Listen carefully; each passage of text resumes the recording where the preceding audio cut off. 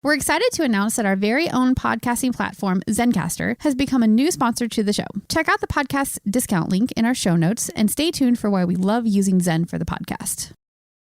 You're listening to the Archaeology Podcast Network. This is the CRM Archaeology Podcast. It's the show where we pull back the veil of cultural resources management, archaeology, and discuss the issues that everyone is concerned about. Welcome to the podcast.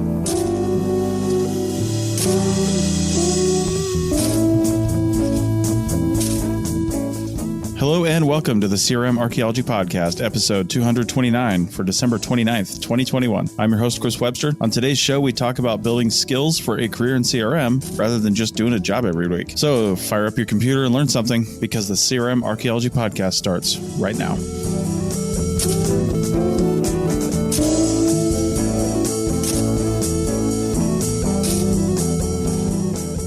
Okay, welcome to the show, everybody. Joining me today is Bill. Hello. Heather. Hi, everybody. And Andrew. Hey, everyone. All in California. This has gotten like real boring because I can't say where you're from anymore. I've been doing it for like 10 years and now you're all in California. I'm just going to keep harping on that. You're going to have to move. A big state. You could. And I was going to say, where do you, like, the idea of the United States is created in California? Like, where do you think? I mean, I used to say Heather was like in Southern California, and then she took me to task for that. And it's like, it's not Southern California. And I'm like, everything south of I-80 is pretty much Southern California to me. So spoken like a Northern Californian. Right. Spoken like a Nevadan. Yeah. Like when you're from outside of California, it's just like California, one huge, massive blob. Then when you're in California, you really get to know your area because the traffic's so bad. You can't actually get out of your area to see. Like you don't get to see what Southern California is because it would take 19 hours to just get out of the Bay Area to go see it. Yeah. Hey, I want to say something real quick before we get started with our show for you guys and for our listeners. I had a thought just the other day when I was looking at some of the stats and stuff for our shows. And I saw the show we did last time, which was our holiday gift guide. We had some cooking equipment on there, but that made me think of a few that just popped into my head, a few things. And I was like, man, this would be a great episode. And we could maybe crowdsource a little bit of it and get your guys as the listeners ideas on, or have you send in your stories to us, Chris at archaeologypodcastnetwork.com, or wherever you see this show online. You can comment on any of our shows on the website at archpodnet.com, wherever you want to go. But I want to know what the weirdest things you've either done or seen eaten in the field. And I will give you an example. I had a friend, good friend. He was actually in my wedding to my wife and I. We were both friends with him. And he used to, in the morning when we'd fuel up for the gas in the field in the morning, he would go into the gas station. They already had at like 7 a.m. fried chicken on their little thing. And he would get like a couple pieces of like chicken breasts or maybe like thighs or something like that, something with like a big, surface on it.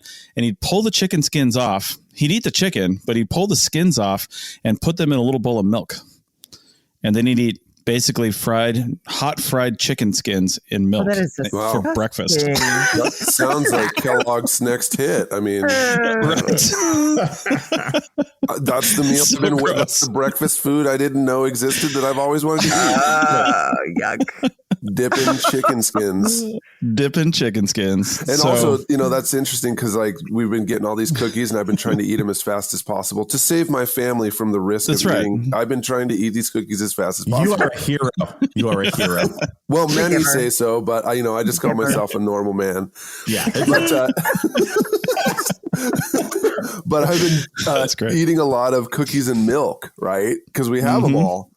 So now I'm going to have this disgusting feeling in my stomach about someone dipping chicken skins in milk. It's good. Yeah. Yeah. He would do he didn't just dip them in milk. He'd like put them in the milk and like let them sit for a bit. Right. Like, and then would like eat it in the car with a spoon, like, just like, and then drink the milk, of course. So what part of the country was he from? He's from Minnesota. Yeah. Okay. Minnesota. Okay. So now if there's folks from the upper Midwest, please tell me, is this a culinary delight that we don't know about? That you all are just like, I'm from Illinois. That's pretty close. I don't think so. I don't know. Maybe the closer you get to Canada, Yeah, we true. need Steven to confirm. Is this a new secret Canadian delicacy that we don't know about? That's just only reached Minnesota. Well, I don't know when we're going to do this episode, but if we gather enough ideas and stories, I want you to send them in. Again, Chris at archaeologypodcastnetwork.com, or some of our Twitter handles and other contact info is in the show notes, or wherever you see this, just send it to us. If you're a member, you can send it to us on Slack. So the weirdest, I want to know the weirdest things. What are your crazy habits? And speaking of field skills and being able to, dip chicken skins in a single bound. Eat what a billy goat would get sick, Eat things that would hurt a billy goat. Yeah, exactly. Today's episode was on Heather to Plan. So Heather, why don't you kick off our topic for the day? Nice segue, Chris. You're a pro. That's right. So I thought we've talked about this in various different, little tidbits. It always comes up. And that is, how do you get experience that's helpful experience without a job? What's the best place or best opportunity to build your skill set? And what is the skill set you want to build? So we want, today I thought we'd talk about the types of opportunities and internships and what's useful for gaining your skill set, what is not useful. I think, a lot of times in school, professors need some work. They need some mundane tasks done. And sorry, Bill, but it does, it happens. And they need free labor. And a lot of the things that you do at school is not going to be helpful to building the skill set you need to actually be, marketable in the job market. So, right. Even though right now I think the market is really ripe and jobs are not difficult to find and acquire, that won't always be the case. I think, we've seen this field has gone up and down, right? And then the other thing is that, being able to, just because you have a job doesn't mean that that's assisting in your ability to build your skill set. And so being a little bit more now, I think it's fair to be maybe a little more picky, to really set your goals and say, okay, this is what I need to do in order to be marketable long term. And what are the jobs that are out there? What's going to help me build that skill set, the useful skill set? So I got something to kick this off with. And I believe I've probably talked about this on this show in the past when we've just talked about getting a job and stuff like that. I had to take a class at my undergrad at the University of North Dakota when I was a senior, called Senior Seminar, right? And it was basically a class that was starting to get you prepared for a career in anthropology. I'm surprised it was not just 5 minutes long, because, you're trying to get ready for a career in anthropology. I mean, how could this actually be a semester? But no, anyway, one of the things that we had to put together in this class was our CV. And now keep in mind, I wasn't like some fresh out of high school person in college, right? I think I was 29 or 30 when I was in my final year at the undergrad, because, I already did 4.5 years in the Navy, and I went through commercial airline training, before I even decided to get on anthropology. So I took a little while to get there. And I showed up to the class where we're supposed to present like our draft of this. And I had like one page, and it was probably half a page, because I was super irritated by the exercise. And I was really more irritated with myself because I literally had no experience in anthropology, right? Like I was like, oh, I took this class and did this. Otherwise, I'm highly unqualified for any job I might be looking for, right? And I was just like upset about the whole thing.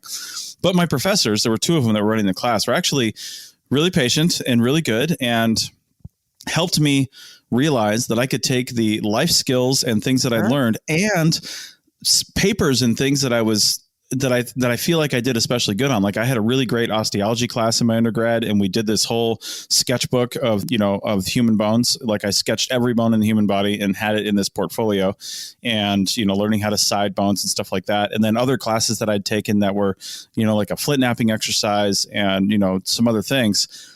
And I was able to take those things as, projects that I had done and just talk about them on my CV. And then other stuff, like I had leadership skills in the Navy, I had classes I had taken, I had all kinds of stuff that I could put on there. And I ended up with a 6-page CV.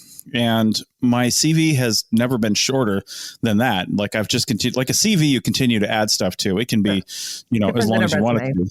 Mm-hmm. Exactly. A resume is 1 to maybe 2 pages, but a CV is the thing. But the other side of that I think they showed me how to do, and I've always done this since then, and I've told other people about it. The first page of my CV is kind of a resume. It's like a summary. I've even got a little graph on there of my field tech versus crew chief versus PI experience, because that's important for jobs I try to get in Nevada for getting a BLM permit. So I put that right on the front, special licensing and certifications and groups I might belong to. And then, it's just some highlights on the front page. And then it gets into education, work experience, all that stuff. But the bullet points that they ask for in a job listing, try to have that stuff on the front. This isn't a CV discussion, but it's all the stuff you're about to talk about. Yeah. People may not think is really important, but it's super important. Well, I think that this is actually a really good strategy. There's so many skills that are needed to be a good archaeologist. And, you can be what they say, where you have many skills, but you're the master of none, right? Yeah. So, right. To have your toe dipped in lots of different areas, but then to focus and be really good in certain areas is important. And when you're building your resume, I've helped people that work for us build their resume. And when we're putting resumes on proposals, we do it based on the categories, sector categories, wastewater management, development, agency, that kind of thing. But you can do that same thing with your resume. And I think it's a really good blueprint for building your skill sets. So, when you have a resume, just like Chris was saying, a CV is really good because you can pull from that CV.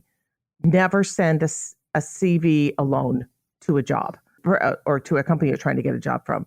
When you send a 35-page CV, it happens. I think the most I've ever seen was 50. Nice. It's just like tone deaf, first of all. It doesn't even make sense. It shows that you don't have any understanding of the profession, and it shows a bit of arrogance. But building that CV is good because you can just pull the things that you think are going to be good for the company, that are going to be impressive to the company. But having these skills ahead of time and saying, okay, these are a couple projects that I did that show my ability in this skill set. And here's another in this skill set. But having that and then looking and saying, you know what, you'll start realizing, okay, here are all the skill sets that I need to build. You're realizing where you're kind of shy in some areas than in others. And so I think that would be a really good exercise for anyone, is to go and start, pulling stuff off the internet. There's lots of resumes out there, and you can look and see, okay, what are things that people are putting on, CRM or archaeology, professional archaeology resumes, and use that to figure out what you're low in. I mean, we're going to talk about that anyway during the podcast, but.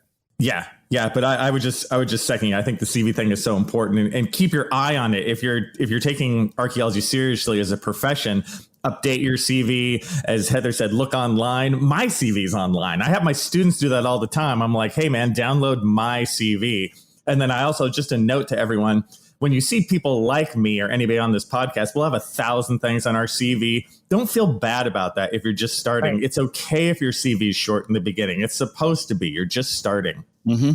Absolutely. Yeah. And I think, again, just make sure you understand there's a difference between a resume and a CV. And actually, I really like the idea of what you were saying, Chris, is having, like a first couple introductory pages that this is your resume, and then your CV is after that. I mean, always have always have that CV kind of waiting to give them if that's what they want to see.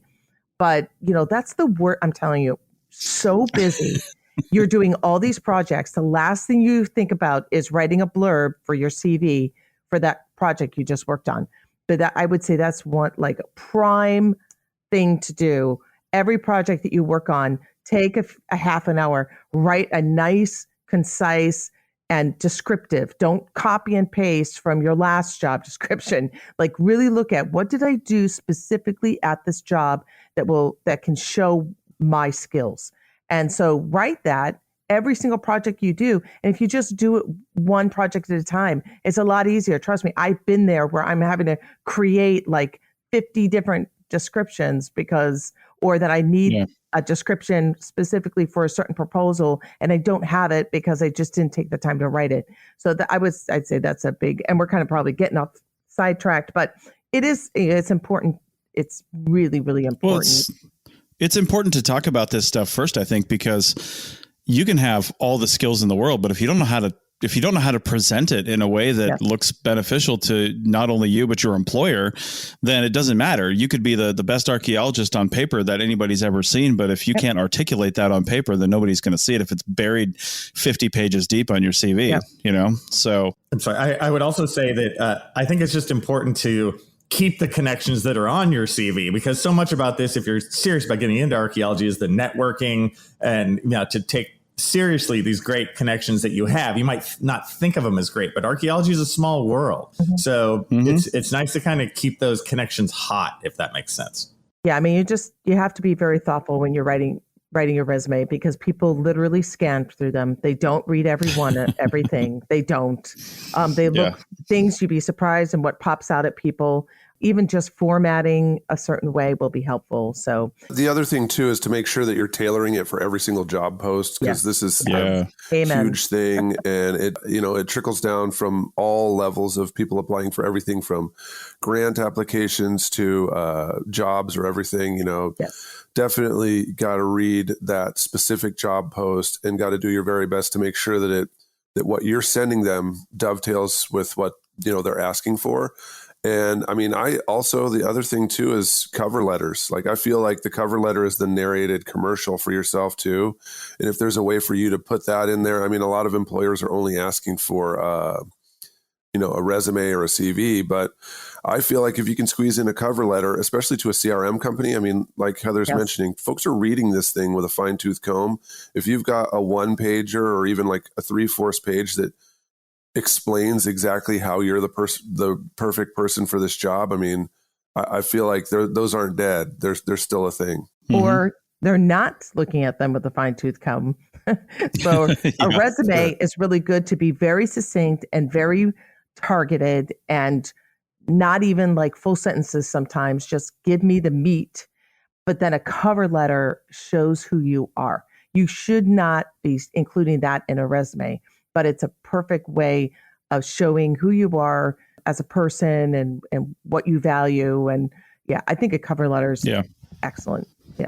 Yeah. Just 2 quick things before we wrap up this segment. So again, that first page of my CV is basically like a resume, and I only really send in a resume if they ask for one, but they don't need to look beyond that first page, because everything that they asked for in the job posting, they say you need this education, a field school, BLM permittable, so I show the months and all that stuff. Like I said, that says I have these things that are exactly what you asked for. If you want to know more, turn the page. And then when your resume starts to get longer and longer and longer, when I started having to write project proposals and include resumes for that, I started putting together project specific proposals. So if you're working on a historic project in Nevada, then all they really care about for relevant experience is historic projects in Nevada, to be honest, when they're looking and evaluating these proposals and looking at the CVs. So I actually turned my CV into what's called a layout document, whereas, each section or each paragraph, so to speak, the way that I do it is this little block of text that shows, when, where, what company, stuff like that, and a little description of the project. Those are actually text boxes that I could move around rather than using like Microsoft Words, just moving stuff around. So just actually put them into text boxes, and then that's what's called a layout format versus a paragraph format. And then you just move them as you need, and then float all that stuff to page 2 and page 3, or however many it takes. And then behind that, it's like other experience and other projects I've been on. So I think we'll wrap it up right there, though. If you've got any ideas, send them in to us, and we'd love to include this kind of stuff in a follow-up episode. But we're going to get back on the other side and talk about the difference between just having a job and working and having fun and drinking at night and on the weekends and having tailgate parties, to actually building a career. Back in a minute.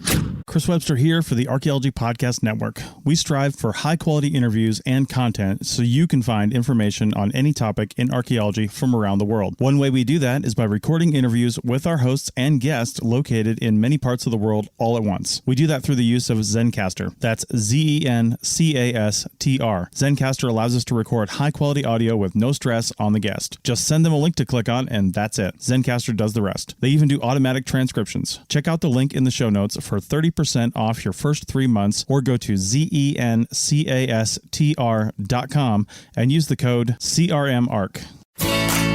Looking to expand your knowledge of X-rays and imaging in the archaeology field? Then check out An Introduction to Paleoradiography, a short online course offering professional training for archaeologists and affiliated disciplines. Created by archaeologist, radiographer, and lecturer James Elliott, the content of this course is based upon his research and teaching experience in higher education. It is approved by the Chartered Institute for Archaeologists as 4 hours of training. That's in the UK, for those of you that don't know. So don't miss out on this exciting opportunity for professional and personal development. For more information on pricing and course structure, visit paleoimaging.com. That's PALEO imaging.com, and look for the link in the show notes to this episode.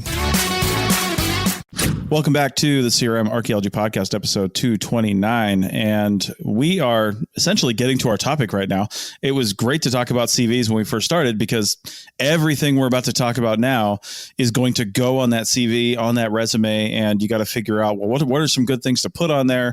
Should you be looking for jobs that, actually help build that, or should you just take anything? We're going to talk about that right now. So Heather, one of your first ideas for starting this show was, what is the difference between having a job in CRM and working towards building a career? So what are your thoughts on that? Yeah, I think it's really easy, especially in this field, to kind of get into the culture of being a CRM professional without actually doing anything to help your career.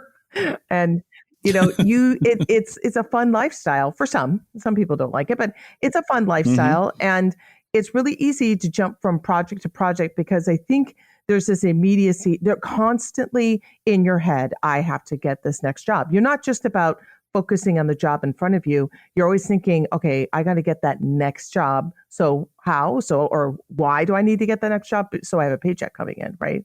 So I think that's really, it's easy to get into that rut of just making sure that you always have a job, no matter what that job is, because you don't have the permanence of a full-time position.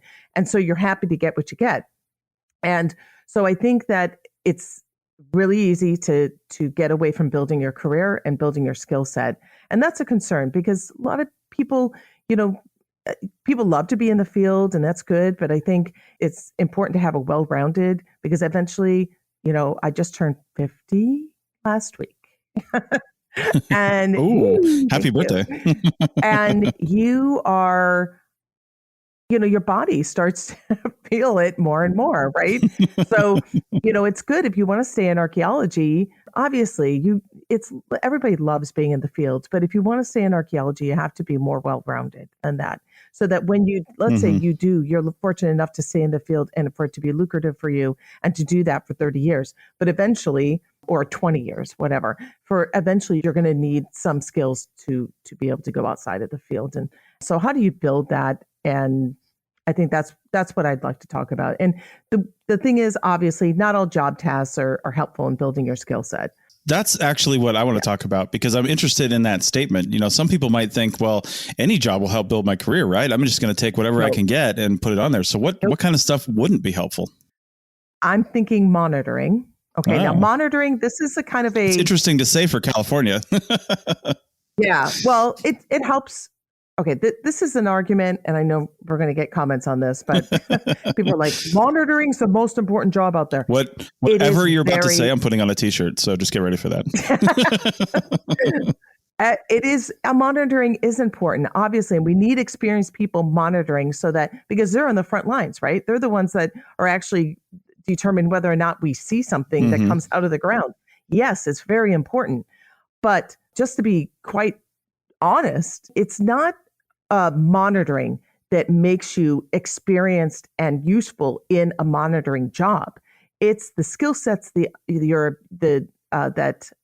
builds your fine-tuned eye to be able to see what it is that's coming out of the ground. So it's not monitoring. You could monitor. You can have people that have monitored. That's all they've ever done in their career, and they're sitting in their truck the whole time. But they monitor the project, right? Mm-hmm. Or they're just standing there. They're looking at their phone while they're monitoring. That's not somebody who's experienced, who can go out there and actually really do a commendable job as a monitor. That skill set that allows them to do it in that way is not from monitoring. That's from understanding artifacts, being able to have that keen eye right out of the corner of your eye, and peripheral vision. You can see something. Being able to identify it's not just an artifact, that it's a difference in soils that can be an indicator of having some cultural deposit. Yeah. So those are the things that make a good monitor, not somebody who's been monitoring for 10 years, because you can have somebody who's monitoring for 10 years and knows nothing. So monitoring doesn't help. But I would also say that monitoring sometimes does on the more ancillary parts, like you're dealing with the construction company, when things go down. So that interpersonal aspect of it, I think that can actually be a really good skill set. But I get what you mean about sitting in your truck, just like watching the clock. Or if all you're doing is monitoring.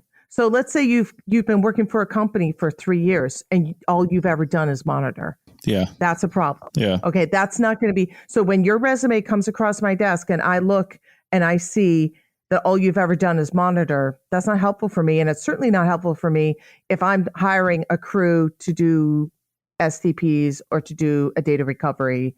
That's not helpful for me. So you want to make sure that you're well-rounded. So when you've been doing a lot of monitoring, and you know what? You're like the savior to practice managers when you're willing to say, yes, I'll go monitor, right? There's a lot of times that people don't want to do it. So, you need to balance it out, and it's great to monitor. But when you start seeing that you are primarily monitoring, then I think, go to the people that you work for and say, listen, I'd love to have an opportunity. Please, I'm trying to build my skill. Just be honest. I'm trying to build my skill set. And I'd really like an opportunity to be in the field, on projects that are other than monitoring. Right. And they'll, if they're a decent human being, they'll help you in that. And, if somebody comes to me, I tell my kids all the time, people are intimidated to talk to professors or teachers or whatever. I'm like, go and ask for help. Everyone likes the good part of even the most despicable people. The good part in somebody likes to help somebody else. So go to your employers and say, I'd like some help building my skill set, and they'll help you out. I'd be surprised if people don't. So I think that's one thing. I think it's probably maybe we should focus more on what are those things that would be good. What do you want to focus on? I have one good one. I think if you can get any experience in the information center, I think that's really, really great. Whether it's looking up records, that kind of thing, because that is kind of that sort of central brain of local archaeology. And it's fun to be like inside the brain. You'll get lots of skills you didn't realize that you needed. Yes. That was on the top of my list. Oh, Andrew. Right on. Yeah. Does one of you want to explain what the wackiness of an information center is for those that are not in California? Oh my God! Here, I'll try and Heather, chime in. So, go for it. So, in California, we have these archaeology information centers, and they're basically divided by county because California is such a huge state that the archaeology is divided by county, and it's not every county that has one. Let's say every third county has one. And it's this place where all of the records are stored for like the 3 counties. Like as an example, UC Santa Barbara until recently was the information center, and it took Santa Barbara County and San Luis Obispo County. It's that sort of thing. But you go there for your record search. Like if there's going to be a new project happening, that's where the records are. So you go there and you see what previous records there are. You might take a Xerox of some of the maps. You figure out what possible archaeology sites there are within a mile of where you're going to be working. And you also make these connections with people who work in the information center. So all that sort of record searching and making of connections in that information center place, I think is just one of the best things you can do. Yeah. And that's a really good opportunity for, just like Andrew mentioned, is that for the one here in this area, Santa Barbara, San Luis Obispo County, it was at UCSB, but now it's been moved to the Santa Barbara Museum of Natural History. However, they still use student interns to staff these information centers. So if you're in California and you're at any, especially a university that has an information center, you really should do everything you can to be on that staff, at least for a period of time, because then you understand record searches. They're the meat and potatoes. They really are the meat and potatoes of a report. And so having an understanding of that, there's another skill set that you can build at an information center. What is that skill set? Put you guys on the spot. Filling out forms. Oh. That is like, that's primo. How a lot of people, they come into CRM and they have no idea how to fill out a DPR That's form. so funny, Heather. That was my top list, was the DPR paperwork. Yeah. And so that is something that, you may not, they're not going to sit down, and the information center is not going to sit down and teach you how to fill out a DPR form, because you're the one that's processing the DPR forms. But I'll tell you one thing, as when you're trying to mine these DPR forms to find information to put in the data set, and it's not in there, you learn really fast what a good DPR form, Department of Recreation, Parks and Recreation, for those that aren't, I don't know about other states and how those are titled, but anyway, we call it a DPR form here in California. Basically the Archaeology site form for California. Yes. Yeah. Right. Every other state has it. It's just in California we call it. And there's a series of forms. Like there's certain excavation ones, certain mapping ones, and so on. And there's actually a lot, like we're talking about, there's a lot of kind of etiquette that goes with these forms that not everyone knows or realizes. They can get really finicky, and you want to know the finicky aspect of these things. And you want to know, one good exercise that Andrew did was, I think, if I remember you correctly, you gave a site record that really sucked. Yes. And you said, go try to find the site that they described in the site record, and you can't find it. Yeah. As a technician, you have to be able to communicate and understand that somebody 30 years down the road is going to try to find the archaeological site just with your information and your map. And that's really important to be able to look in the future and see what is going to be useful. So DPR forms are really important. It's hard to teach. And we're so busy right now in CRM, it's difficult to sit down and really train people. And so if you have the ability to fill out DPR forms, that's one of the questions we ask in interviews. Do you know how to fill out a DPR form? It's really useful. So I would say that's one aspect. Yeah. And if people are in the dark about DPR forms, you can find them online and just download blank copies. So you can at least start in your own home learning about these things. In order to find those online, if you do really want to find them, it's the 523 DPR. Yes. Just search California Archaeology site form 523 DPR, and you will find the whole list. And it goes all the way up through their DPR A, B, C, D, and I think it goes up through K or L or something like that, all the way to the end. Hopefully you don't find any completed forms. You do come across those. Ones, yeah. Yes, I know, unfortunately. So the other beautiful thing about this too, having filled out these forms before, they are not easy. A lot of times the company that I was working with, rather than just fill out the DPR form, we'd actually just write the report and then take pieces of the report as much as we possibly could and put them in the DPR form. So if you learn how to fill out the DPR form, you're kind of learning what it takes to put in pieces of the technical report. Yeah, no, if you use something like WildNote, this isn't a pitch, it's just a fact. We have the 523 DPR forms in there too, and it helps kind of lead you through it when you're using something like that. That's not just a blank page that you're staring at.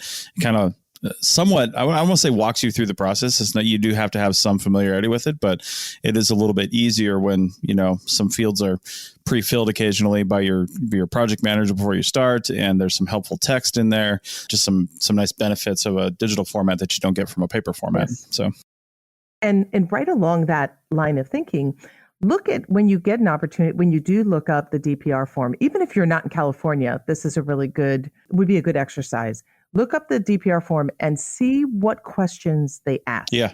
And that will give you an indicator of what questions should be answered in your field form, in your field notes, in a report. Like, it's really overwhelming when you start in CRM to figure out how am I going to write a report? Mm-hmm. And how many, I guarantee you, every person that's listening to this podcast that is working currently has at one point said, or shaked in the boots when somebody said, here, I need you to write a report on the survey you just did. Go write a phase one. And then the company doesn't even give you any direction. Yeah. And that is like, you don't even know where to start. And we just were interviewing somebody this past week, and she has many, many years in the field, many years. She's been, I shouldn't say in the field, like in CRM. Mm-hmm. She's been working for almost 30 years. And she said, well, no, I don't really write. I would love to write reports, but I don't have any experience writing reports. And I know the person. I'm like, yes, you do. Because it's not just about writing a report from start to finish. In fact, the way we set up things at my company, you're not writing a report start to finish. You shouldn't be. So we have people to write sections. Yeah. So when you get good at writing sections, so that's one thing that it's easier to bite off and build your skill set by looking at also, and we'll talk about this later in the next segment, but looking at reports and seeing how they're set up and what are the sections that are in there, and say, okay, how could I write that really well? And how do people write that so that I make sure that I'm using the right vernacular, that I'm formatting it correctly as far as what you're writing and the information you're presenting and how you're presenting. What you're talking about happened to me exactly years ago, where they're like, just write this report. And I found that one of the things that helped me was a negative report. I think one of the best places to start is with a negative report. And for those who don't know what that is, that's when you don't find anything, which that means it makes the report really short, but it's a great jumping off point because it gives you the formatting and the basic things that will be talked about.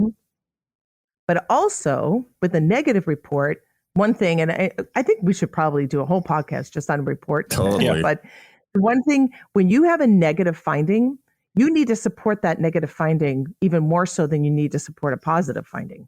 Or you should be. I think a lot of people don't. Oh, I didn't find anything here. That's it. I mean, I literally just was asked to peer review a report, and it was a phase 1 report. It was 4 pages long, and that included the introduction. There's no way you can really provide enough information in 4 pages, including references, to substantiate the fact you didn't find anything. Right. So, well, let's round out this segment by including everyone else in the country in this discussion, because I would say, if you're not working, I mean, obviously, if you're working in a state with complicated site forms like California, Nevada, I mean, there's only 1 page, but that means it's even more complicated because we don't guide you through the process, again, unless you're using some sort of digital format that does. But like Arizona has some pretty crazy, well, I wouldn't say crazy, but some longer site forms. So does Utah. New Mexico has the Laboratory of Anthropology site forms, or is it Laboratory of Archaeology site forms? One of the two.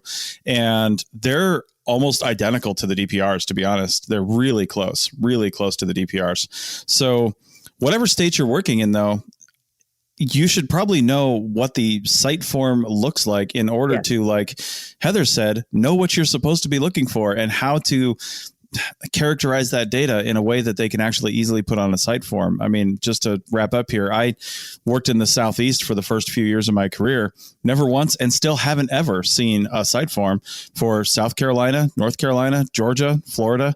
I have no idea what they look like because I didn't know to ask. And I know that some of those for shovel testing projects, they don't necessarily have site forms the way we're seeing in the West. They more have like site data cards where you just put, hey, I had some positive shovel tests and here's what we found. And it's actually pretty limited, which maybe that's the case, right? I think Louisiana has a half-page data card as well that is literally the site form.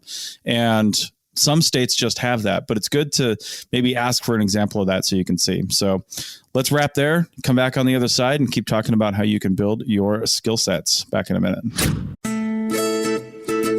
You may have heard my pitch for membership. It's a great idea and really helps out. However, you can also support us by picking up a fun t-shirt, sticker, or something from a large selection of items from our TeePublic store. Head over to ArchPodNet.com/shop for a link. That's ArchPodNet.com/shop to pick up some fun swag and support the show. Welcome back to episode 229 of the CRM Archaeology Podcast, our third and final segment. And we're talking about how to basically build your skills for a CRM career. And I'll tell you what, we're going to talk now in this segment, at least I'm going to kick this off, about talking about what you can actually do when you get on a job to make that job a really good set of bullet points or buffing up some bullet points that are already on your CV. What can you do for that? And one of the things I'd recommend, especially on larger crews, because it's hard to stand out on a larger crew, is when somebody says, I need this done, you raise your hand and you do it, right? And you just, not only will you stand out that way, it might be to do something really crappy. They might be like, I need to straighten pin flags, which is, I'll tell you what, the worst job in the actual world. But like they're like, I need this, I need you to backfill, I need you to do something, jump up and say, let me do it. Because what that could lead to is, when they say, oh, we need a crew chief for this next project, or we need somebody to lead this or whatever, the people who do jump up and say, I want to do this, I mean, you got to kind of do a good job at what you volunteer to do as well. But the people that do that are the ones that get noticed and the ones that get recognized. And I mean, also building skills more directly, right? Not just in recognition, but I learned how to run a total station because nobody else knew how to do it on a project. Like we had one delivered, or somehow the company I was working for had a total station brought out, and like legit nobody on that project knew how to do it, including myself. And I took it home for a weekend. I Googled the user manual because it didn't come with one. And I watched a bunch of videos, and we were on a project up in Washington State near my parents' house. So we were just staying there on the weekends. It was a Monday through Friday project. And I mapped their whole house by the end of the weekend using the total station because somebody had to. And then I was like the total station guy on that project. And you just got to volunteer for that kind of stuff. And if you're not getting those opportunities, like if you want to run the Trimble because you've never run it before, ask if you can do it for the day, and then have somebody show you how to do it. And those are good skills that you can bring forward. And there's lots. I mean, I've been put in positions where like, oh, Heather, you're going to do this tomorrow.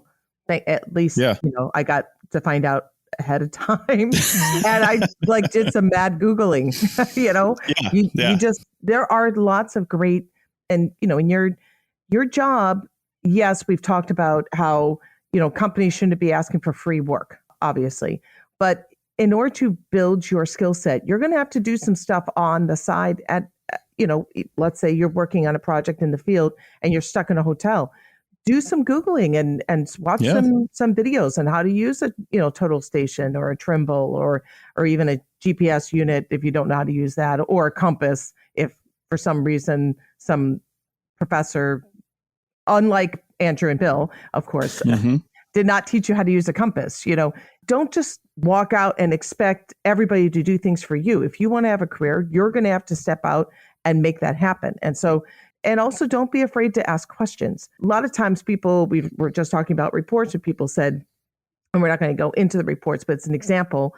They said, hey, we want you to write this, write a report or write this section. And you're like, what the heck? I've never even written it. How do I? And if people are afraid to say, I don't know.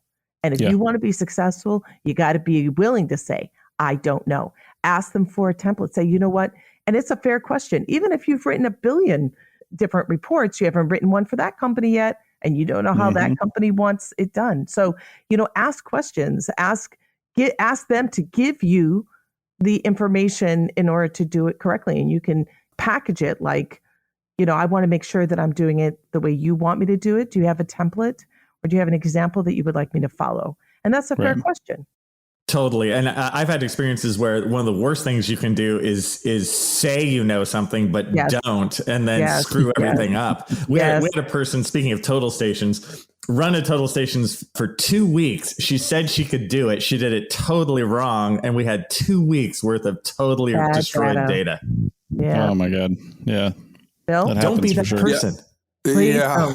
And also the other thing too, that absolutely rescues everyone these days is your phone.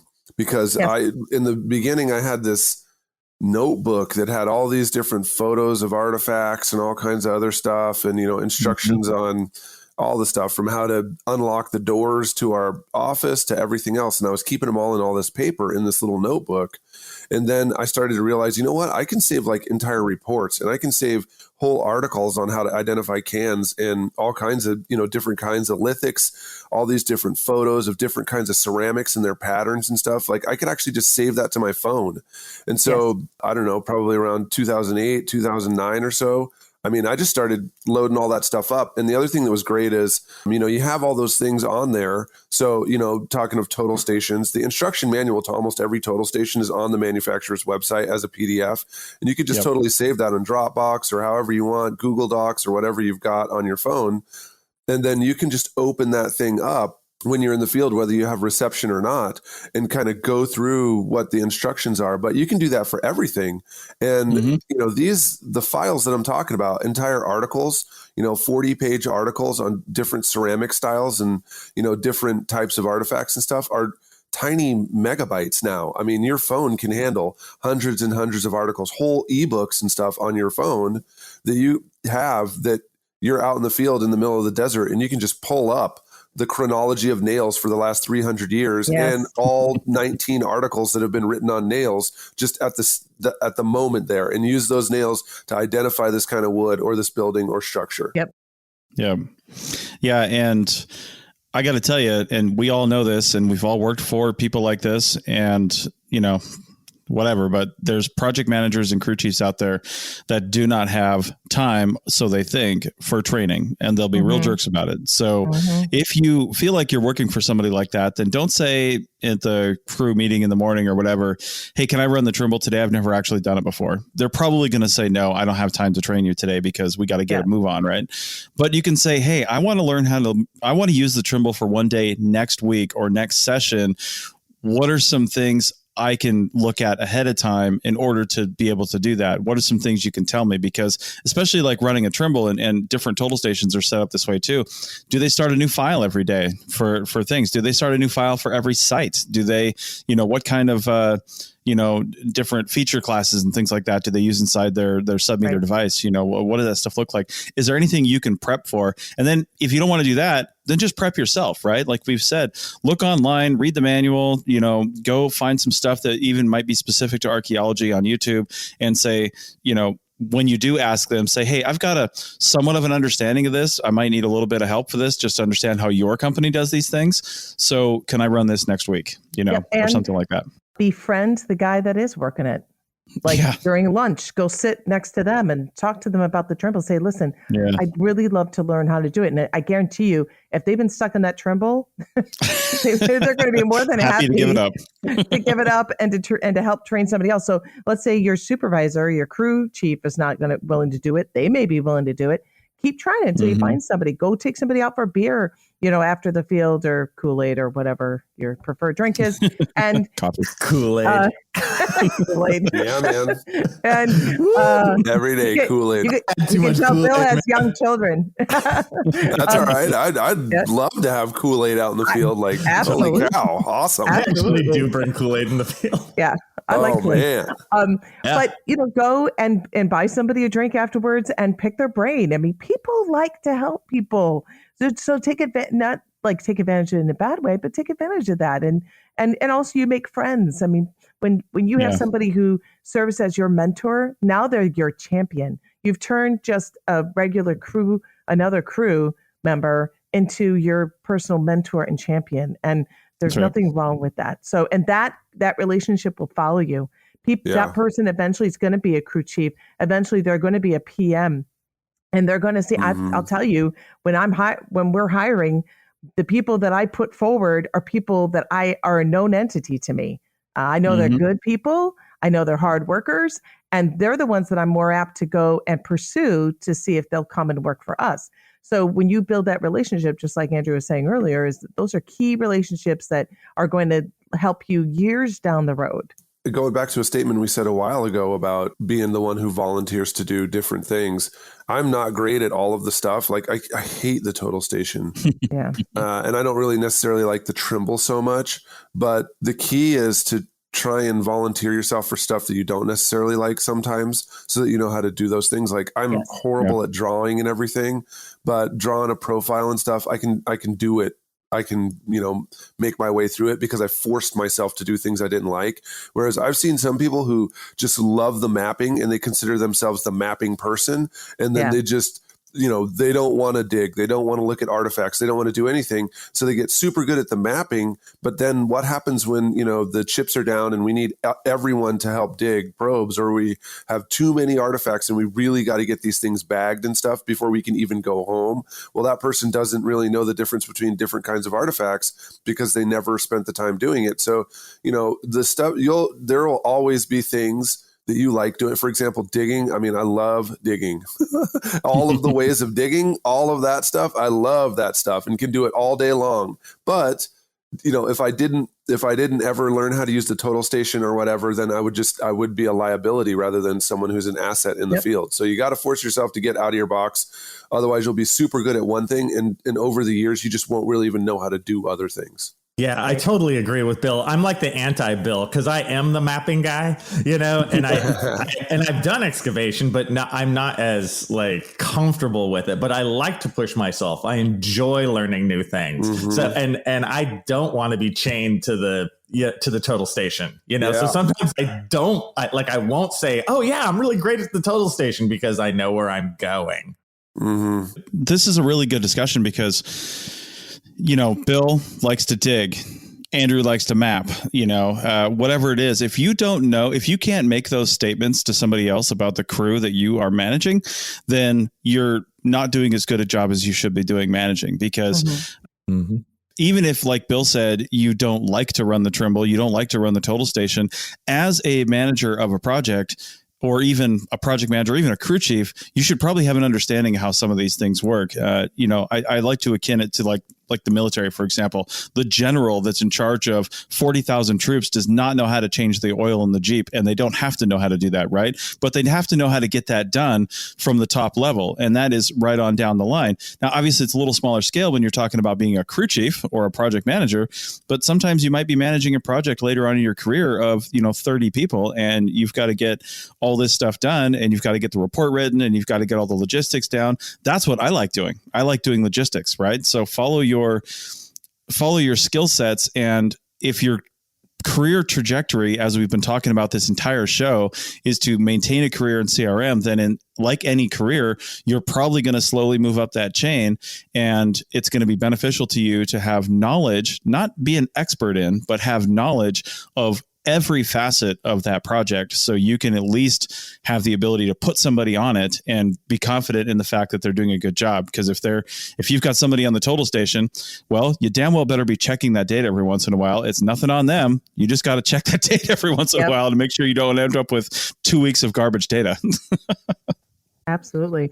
I think the one thing, we talk about interpersonal skills, a lot of these intangibles that are so important that I don't even think a lot of managers would be able to communicate and say, this is what I'm looking for. But you want the manager, whoever it is that's assigning work, to understand you as that go-to person. Yeah. You are the person that when they need somebody, you're that go-to person. Why? Because I can put anything in front of Johnny or Jane and they can do it. And also somebody who, if they don't know it, they're willing to say they don't know it, and they're willing to learn it quick, to do everything they can to learn it quick.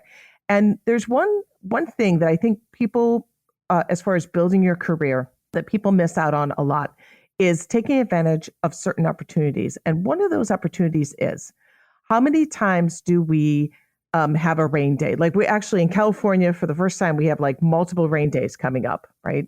And I can guarantee you that a lot of the people that work for us in an as-needed basis are going to be like, oh my goodness, this is my time to relax, when really they don't even work 40 hours a week. Honestly, they're not working that much. This is an opportunity for, let's say you have a half day and you're out you're monitoring and the crew ends early and you have a half day.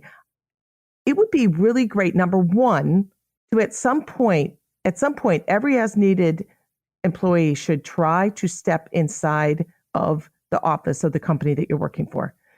How many people work as an as-needed employee have never stepped in the office? That happens all the time. Oh, there's offices I've never seen. Yeah, so people don't even know your face. You're just a name or a voice over a phone. And sometimes they don't even know your voice because everything's been done through email. And, don't let other people's inability to manage people well affect your career. So take that initiative and go and say, hey, you know what? We finished early. Let's say the office is nearby. Not that it's too far away, but let's say you happen to be in a project location. Always know where you're at and say, you know what? Oh, look, so-and-so's office is right down the road or a few miles away. Take the initiative to go in there and meet them. and talk to them. And then let's say you have a half day. Now you know where the office is. You say, hey, so-and-so, I got a half day and we finished early. Do you have any kind of work that you need done in the office right now? Because I'll do anything you need, right? So you can go in there, and a lot of times people are asking, can I I want to do lab work. I want to do this. I want to do that. And a lot of times they're picky. You just have, even if it means sweeping their floors in the lab to make sure it's a nice sterile place, whatever you can do to get in that room, eventually you're going to get those tasks. They're still paying you.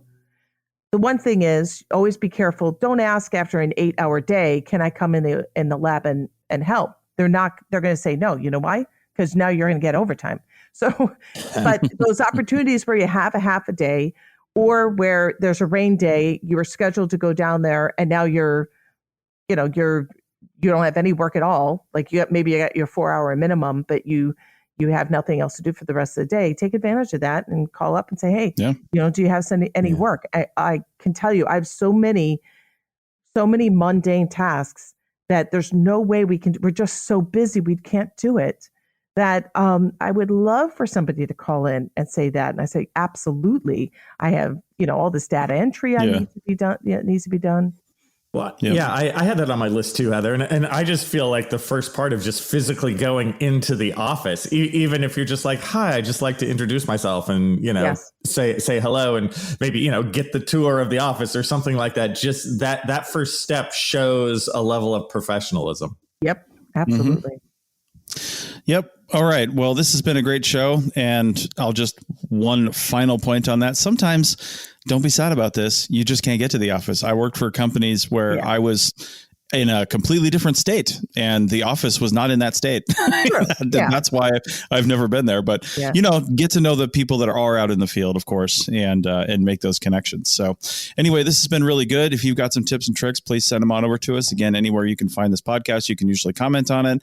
And I saw somebody comment in iTunes. Those are the kind of comments we can't get. Obviously we see them every once in a while, but Apple doesn't let us know they're there. So, try to do Facebook, Twitter, or on the website, or email me directly, chris@archaeologypodcastnetwork.com, and we'll possibly get them on the show. So anyway, thanks for this. This has been awesome. Again, if you got any interesting or disgusting foods you've heard about people eating, or practices they have, or whatever the case may be, Donald's cheeseburgers sitting outside of a refrigerator and just bought en masse for the session, sitting in a drawer in the hotel room, is another one that's coming to mind. So nice. Not me. Anyway, you still ate one though. It was offered. I mean, seriously, you turned someone down a gift like that. You turned that gift down. Right. So, all right. So hopefully that's a future episode coming out and we'll have that done. So everybody hope you had a great 2021. Hope you have a better 2022 coming up, and we'll see you in the new year. That's it for another episode of the CRM Archaeology Podcast. Links to some of the items mentioned on the show are in the show notes for this podcast, which can be found at www.archpodnet.com/CRMArchPodcast. Please comment and share anywhere you see the show. If you'd like us to answer a question on a future episode, email us. Use the contact form on the website, or just email chris@archaeologypodcastnetwork.com. Support the show and the network at ArchPodNet.com/members. Get some swag and extra content while you're there. Send us show suggestions and interview suggestions. We want this to be a resource for field technicians everywhere, and we want to know what you want to know about. Thanks to everyone for joining me this week. Thanks also to the listeners for tuning in, and we'll see you in the field. Goodbye. Take it easy. See you later, everyone. Happy New Year, everyone.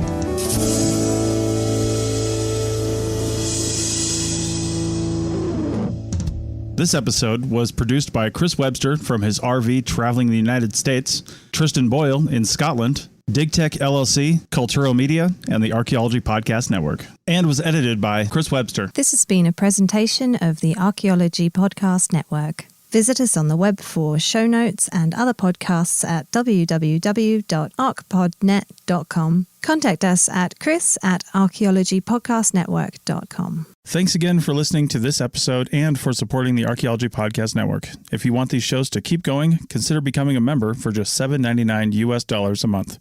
That's cheaper than a venti quad eggnog latte. Go to archpodnet.com/members for more info.